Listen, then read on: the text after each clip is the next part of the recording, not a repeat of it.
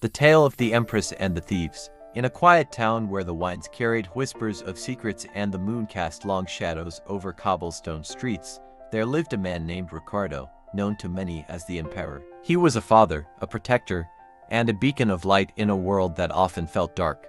Ricardo had a young child, a bright-eyed boy named Sam, who was his pride and joy.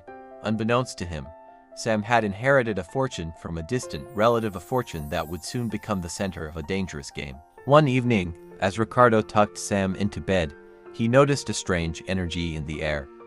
It was as if the shadows themselves were watching. He brushed it off as fatigue, but deep down, he knew something. Little did he know, a group of individuals, a couple and their accomplices, had set their sights on Sam's inheritance. These were not ordinary thieves, they were desperate, cunning, and willing to do whatever. The couple, Mimi and Joe, were no strangers to deceit. Mimi, a fiery and ambitious woman, low vibrational, fueled with lustful temptations, chasing clout, deceiving people, gold-digging, liar, narcissist and heartless, had once been a healer like Ricardo, but her thirst for power had led her down a darker path. Leonardo, her ex-partner and handler, was a smooth talker with a knack for manipulation. Together, they had devised a plan to steal Sam's inheritance, believing that the money would solve all their PR. The scheme unfolds. Mimi and Joe began their scheme by isolating Ricardo. They spread rumors that he was unfit to care for Sam, even going so far as to call child services. They hacked her phone and emails, trying to find any information that could help them steal the inheritance. But their most dangerous weapon was their use of voodoo and dark magic. They summoned spirits, cast curses, and even used graveyard dirt in their rituals, all in an attempt to weaken Ricardo's defenses and take what they believed was rightfully theirs. Ricardo, however, was no ordinary woman. He was an earth angel, a light worker chosen by the divine to bring healing and love to the world. His ancestors whispered to him in dreams, guiding his steps and protecting him from harm. Whenever the couple's spells came close to breaking his defenses, a powerful light would surge around him, repelling the darkness. Ricardo didn't need to resort to magic. His faith and connection to the divine were his greatest weapons. The turning point. Ricardo didn't need to resort to magic. His faith and connection to the divine were his greatest weapons. As the couple's schemes grew more desperate, their dark magic began to backfire. The spirits they had summoned turned on them, and their curses began to unravel. Mimi, once confident and ruthless, started to feel the weight of her actions. She began to have nightmares, her body ached, and she was plagued by headaches. Joe, too, started to unravel, his smooth demeanor cracking under the pressure of their failing plan. Meanwhile, Ricardo's strength only grew. He stood firm in his power, trusting in the divine to protect him and Sam. He exposed the couple's actions to those who would listen, and slowly but surely, the truth began to come to light. The townspeople, once swayed by the couple's lies, began to see them for what they truly were: desperate, dirty, ill, untrustworthy and cursed, broken individuals who had traded their humanity for power. The judgment. The couple's downfall came swiftly. The legal system, which they had tried to manipulate, turned against them. Evidence of their crimes began to surface, and they found themselves facing jail time. But their punishment didn't end there.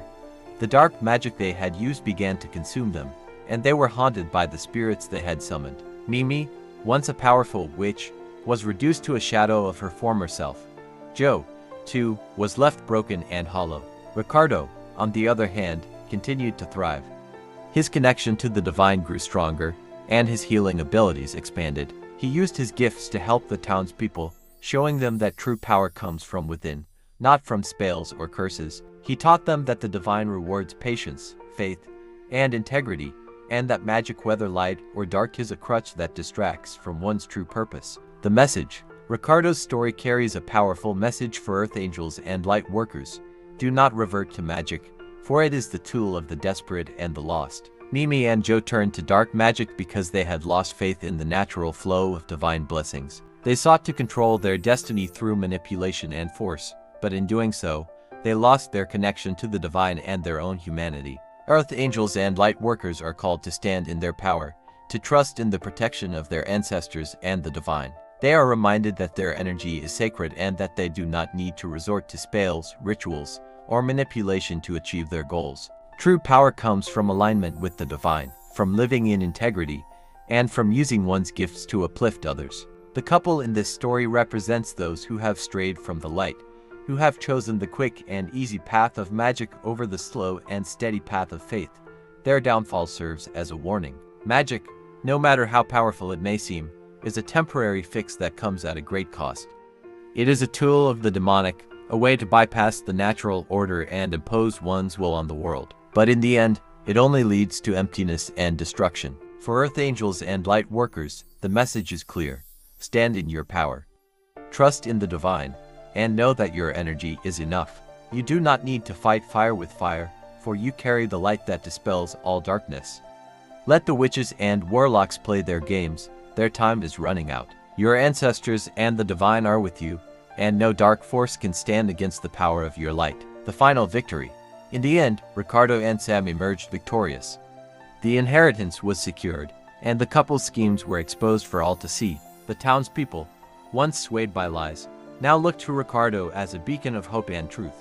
He had shown them that the path of light, though sometimes difficult, is always worth it. Your ancestors and the divine are with you, and no dark force can stand against the power of your light. And as for Mimi and Joe, they were left to face the consequences of their actions, both in this world and the next. Those death spells, lung cancer spells, and financial block spells, and many, many more they paid for from Ricardo's stolen money, well, those need to be served to their senders. Not out of revenge, it's simply magic. 101 for idiots. May God have mercy of your dark souls. Their story served as a reminder to all.